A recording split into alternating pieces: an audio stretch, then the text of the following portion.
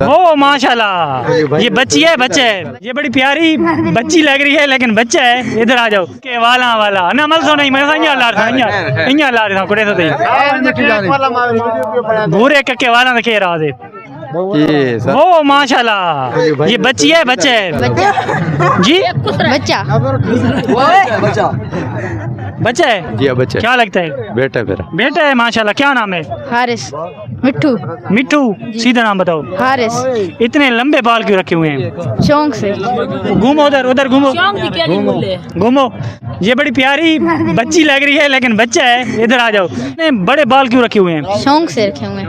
शौक जी। माँ बाप कुछ नहीं कहते? नहीं। स्कूल वाले भी कोई नहीं कहते। कौन से स्कूल में पढ़ते हो? गजाली। गजाली स्कूल। तो माशाल्लाह ये तो बड़ी बड़ी जूके हैं इसके अंदर। जी जुए हैं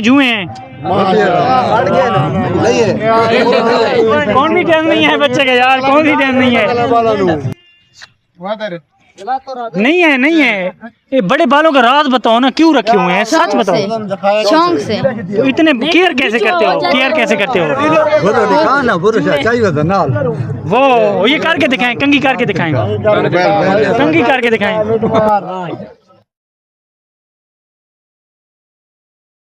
नहीं अब एक मेरी बात सुनो, मेरी बात सच बताना है।